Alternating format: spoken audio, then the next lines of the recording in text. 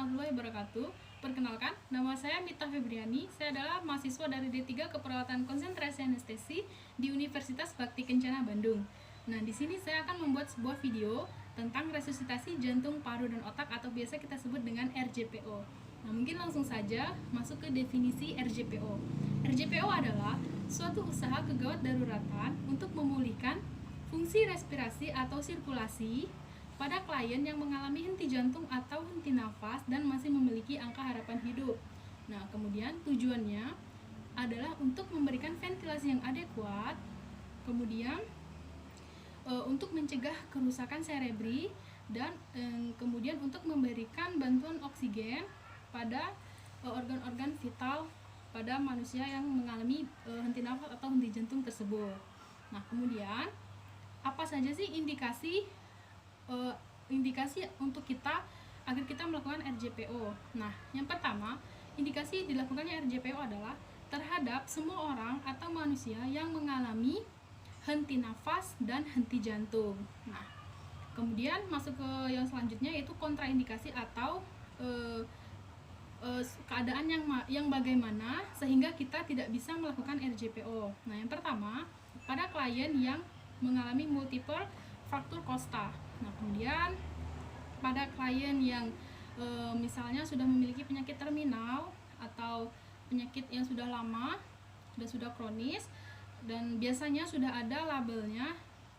Labelnya itu berwarna ungu dengan tulisan DNR atau Do Not Resuscitation. Nah, kemudian pada klien yang keluarganya mencegah kita untuk melakukan tindakan tersebut. Nah, kemudian ada tanda-tanda keberhasilan RJPO. Nah, bagaimana sih tanda-tandanya bahwa RJPO tersebut sudah berhasil kita lakukan? Yang pertama, kita lihat dari perkembangan dada klien. Apakah sudah ada perkembangan dadanya mengembang mengempis atau naik turun atau belum? Kemudian bisa kita lihat dari detak jantungnya atau denyut nadinya yang tadinya tidak ada, sekarang sudah ada, berarti itu sudah berhasil. Dan kemudian kita lihat dari refleks pupil. Nah, yang mana biasanya pada manusia biasa, pada saat kita berikan refleks pupil dengan cara memberikan cahaya pada mata, nah kita lihat pupil, yaitu pada bagian mata yang di tengah yang berwarna hitam yang kecil. Nah, saat kita berikan refleks cahaya tersebut, nanti pupilnya itu akan mengecil atau berkontraksi. Nah, kemudian dengan klien kita lihat dengan perubahan warna kulitnya yang tadinya pucat, sekarang perlahan-lahan sudah tidak pucat lagi. Dan biasanya klien juga sudah ada refleks menelan dan sudah bisa memberontak. Nah, selanjutnya indikasi penghentian RJPO. Nah, kapan kita harus menghentikan tindakan RJPO? Tentu saja setelah klien berhasil atau klien sudah memberikan respon-respon positif. Nah, kemudian saat tim emergency sudah datang. Selanjutnya, apabila tidak ada respon dari klien setelah kita melakukan tindakan RJP selama lebih dari 15 sampai 30 menit. Nah, kemudian keluarga klien sendiri yang meminta kita untuk menghentikan tindakan tersebut. Dan yang terakhir yang terpenting, pada saat klien sudah mengalami kelelahan. Nah, misalnya maksudnya pada saat pemberi bantuan sudah mengalami kelelahan. Nah, kita harus menghentikan tindakan tersebut. Nah, selanjutnya kita akan masuk ke algoritma RJPO. Nah, di sini saya akan menggunakan AHA berdasarkan AHA 2015 Guidelines Update. Di sini ada 6 langkah atau 6 algoritma. Ini semua kita singkat dengan DRSCAB. DRSCAB. Pokoknya kita harus ingat itu. Nah, untuk D yang pertama ini adalah danger atau ancaman bahaya. Nah, di sini kita pakai 3 prinsip, 3A. Yang pertama aman diri, yang kedua aman lingkungan, yang ketiga aman pasien. Dengan pada saat aman diri, yang pertama kita harus memikirkan keamanan diri kita terlebih dahulu. Yang pertama, keamanan kita dari tuntutan hukum. Nah, jangan sampai setelah kita melakukan RJP, tindakan RJP, malah kita bisa dituntut hukum. Misalnya, amit-amit saat kita melakukan RJP, kita tidak berhasil untuk menyelamatkan nyawa pasien. Otomatis nanti misalnya keluarga pasien tidak terima dan akan menuntut kita. Nah, itu jangan sampai bisa terjadi hal yang seperti itu. Kemudian aman dari penyakit menular. Misalnya kita kan tidak tahu apakah pasien ini memiliki penyakit menular atau tidak. Jangan sampai kita malah tertular dari klien tersebut. Nah, kemudian kita juga harus memiliki APD. Misalnya yang terpenting adalah handscoon. Kita harus menggunakan handscoon. Bentar ya. Nah, di sini saya udah memiliki handscoon. Jadi saat kita akan melakukan RJP kita harus menggunakan handscoon. Nah, sambil saya menggunakan handscoon, kemudian saya akan melanjutkannya dengan keamanan lingkungan.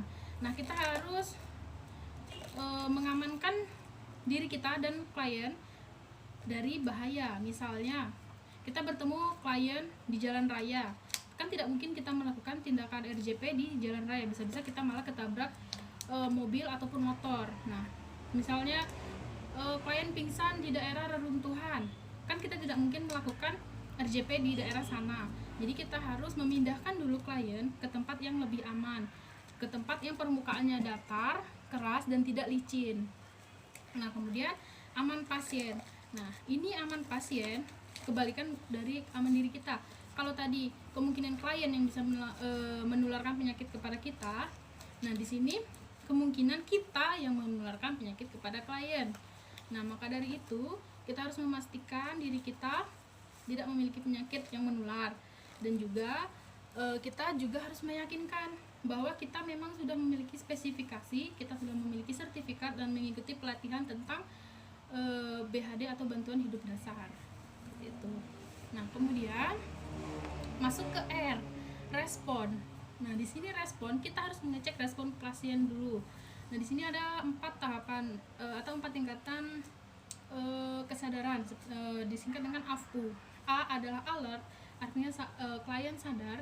Kemudian V, klien sadar dengan respon voice atau suara. Kemudian P, pain, maka kita klien sadar saat diberikan respon dengan pain atau rasa sakit. Kemudian U, itu klien yang sudah tidak sadar. Nah, caranya kita menepuk bagian bahu klien dengan memanggil klien tersebut. Misalnya ibu-ibu, jadi kita harus panggil bu, bu, bu, bu, seperti itu. Kita harus menepuk bahu klien dengan kencang agar klien bisa berespon. Apabila klien tidak berespon, kemudian kita masuk ke S yang selanjutnya, yaitu shout for help. Artinya kita meminta pertolongan. Nah, kita bisa berteriak, jadi kita bisa minta tolong dengan orang-orang di sekitar sini dulu dengan cara meneriakkan kata tolong, tolong, tolong, tolong, seperti itu. Kemudian setelah penolong datang, maka kita harus mengaktifkan sistem tanggap darurat melalui telepon, biasanya dengan menelpon 911 atau meminta untuk menelpon ambulans. Kemudian untuk meminta mengambilkan AED atau automatic external defibrillator. Nah, setelah itu kita masuk ke C atau circulation. Nah, di sini kita melakukan primary survey terlebih dahulu atau survei primer, yang mana yang pertama kita harus mengecek dulu nadi dan juga nafas klien secara bersamaan dalam waktu kurang dari 10 detik. Nah, cara kita mengecek nadi, caranya adalah dengan memilih arteri yang terbesar. Biasanya masyarakat umum cenderung memeriksakan detak nadi itu pada pergelangan tangan. Nah, di sini kita jangan menggunakan atau jangan memeriksakan yang di pergelangan tangan, tetapi kita memeriksakan yang di leher atau arteri karotis, karena itu merupakan arteri yang terbesar dan detakannya yang terkuat. Nah, posisinya adalah pada bagian trakea atau pada cowok biasanya di dekat jakun. Nah, kita bergeser 2 atau 3 cm sebelah kanan. Nah, di sini kita akan meraba denyut nadi dari klien tersebut. Nah, sambil nanti kita memeriksakannya, kemudian kita cek pernafasan dengan cara LLF, look, listen, and feel. Nah, ini semua kita lakukan secara bersamaan. Nah, kita tempelkan tangan kita pada arteri karotis, kemudian kita dekatkan telinga kita pada mulut atau hidung klien. Nah, kita dekatkan untuk dengarkan apakah ada suara nafas, kemudian rasakan apakah ada hembusan nafas, dan mata kita melihat ke dada klien. Lihat apakah ada pergerakan dada klien atau tidak. Jadi nah, ini semuanya kita lakukan bersamaan dan dalam waktu kurang dari 10 detik. Setelah kita melakukan primer survei tersebut, kita lihat misalnya responnya semuanya negatif, jadi tidak ada denyut nadi, tidak ada nafas, maka kita lanjutkan dengan melakukan kompresi. Nah, selanjutnya melakukan kompresi, caranya itu adalah kita melakukan kompresi. Pertama, kita tentukan terlebih dahulu titik melakukan kompresi.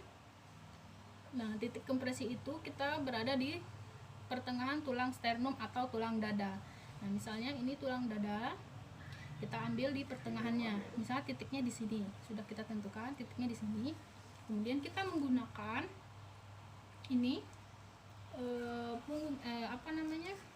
pangkal tangan yang ini kita letakkan pada titik itu, tangan yang satunya di atasnya seperti ini mengunci.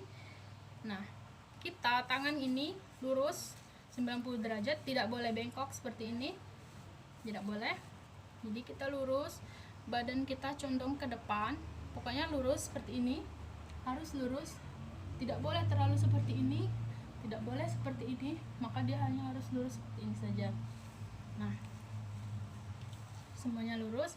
Kaki kita jangan didempetkan, jadi harus ada jarak. Karena saya pakai rok ya, mungkin nggak kelihatan, jadi harus ada jarak seperti ini.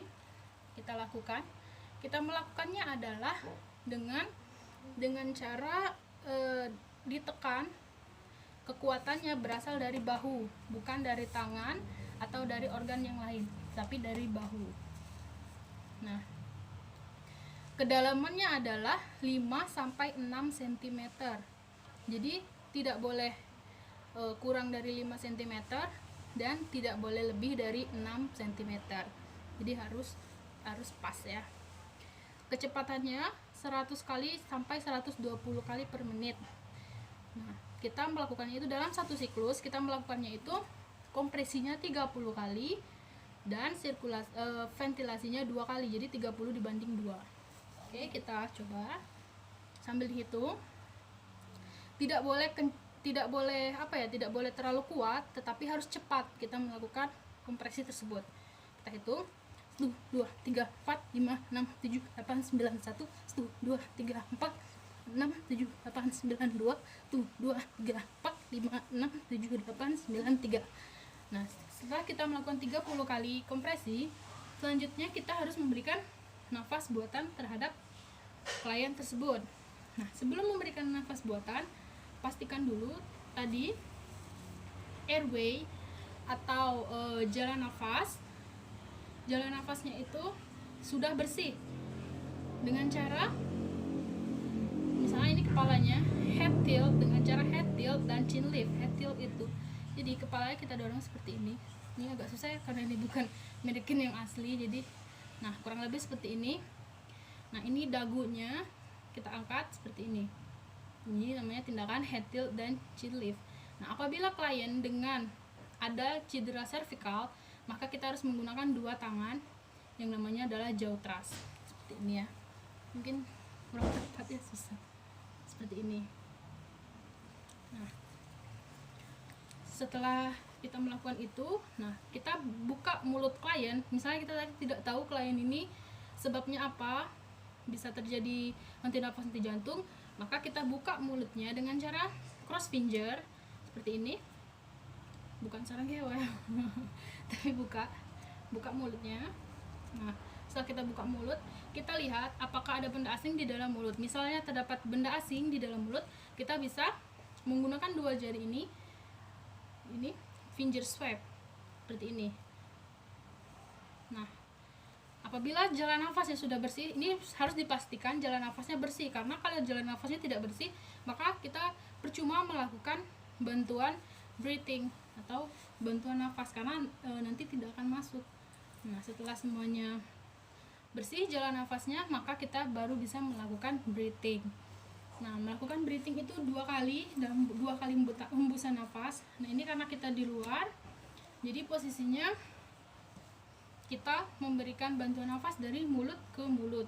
Dia bisa mulut ke mulut, bisa mulut ke hidung, mulut ke stoma, bisa juga mulut ke BVM atau back valve mask.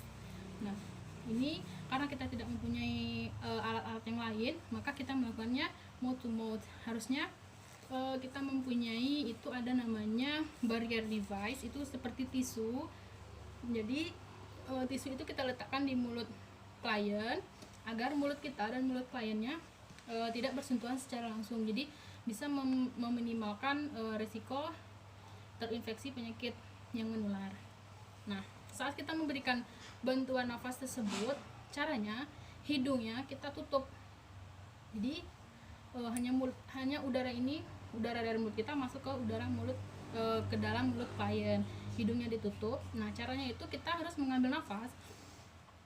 Nah, jadi kita hembuskan, tidak boleh langsung seperti itu, tidak boleh, tetapi harus perlahan tapi kuat seperti itu. Jadi kita ambil nafas, ambil nafas lagi. Nah, itu hanya 2 kali. Setelah itu, setelah memberikan nafas tersebut, kita lakukan lagi kompresinya seperti tadi, tetap 30 kali. Nah, seperti itu, seperti yang awal tadi, tetap kita lakukan 30 kali. Nah, pada saat melakukannya tadi, kita harus membiarkan recoil dadanya kembali dengan sempurna. Artinya, setelah kita melakukan penekanan, nah kemudian kita mengangkatnya harus ini seperti bagian semulanya. Jadi tidak boleh ditekan saja, tidak boleh. Nah, setelah kita melakukan kompresi, biasanya itu 5 kali siklus atau dalam 2 menit. Nah, kita baru melakukan cek ulang. Nah, kita melakukan cek ulangnya itu dengan cara lihat lagi, cek lagi nafas dan juga nadinya. Misalnya belum ada nafas, belum ada nadi, kita lakukan kompresi ulang seperti yang tadi, 30:2. Nah, misal nadinya sudah ada tetapi nafasnya belum ada atau nafasnya belum adekuat atau belum paten, maka kita lakukan bantuan ventilasi. Nah, dengan cara memberikan nafas bantuan sebanyak 6 detik sekali. Kita hitung saja, 1, 2, 3, 4, 5, 1, kemudian hitung lagi 1, 2, 3, 4, 5, 6, 2, seperti itu. Pokoknya seperti itu dulu, 1, 2, 3, 4, 5 nafas, 1, 2, 3, 4, 5 nafas. Nah, kita melakukan bantuannya selama 2 menit. Misalnya nafas sudah ada, kemudian nadi juga sudah ada, maka yang kita lakukan adalah memberikan posisi recovery. Nah, posisi recovery gimana ya contohnya ya. Nah, misalnya ini, jadi tangannya ini, yang ini tangan kan pasien tiduran, tangan yang ini ke sini, tangan yang ini bisa ke sini, kemudian nanti kakinya yang ini ditekuk, kemudian digeserkan ke sini. Nah, kurang lebih seperti ini. Nanti ini lurus, ini ke sini, ini di sini. Nah, kurang lebih seperti itu posisi recovery-nya sambil menunggu bantuan datang. Nah, mungkin seperti itu video yang bisa saya buat. Mungkin ya kurang lebihnya seperti itu karena keterbatasan alat, cuman ada alat seadanya karena efek lockdown ya. Jadi semoga apa yang saya sampaikan bisa bermanfaat dan bisa dimengerti oleh teman-teman semua yang nonton video ini. Dan juga ini kan buat video tugas saya, dan semoga saya mendapatkan nilai yang baik dan bagus. Terima kasih ya teman-teman atas perhatiannya.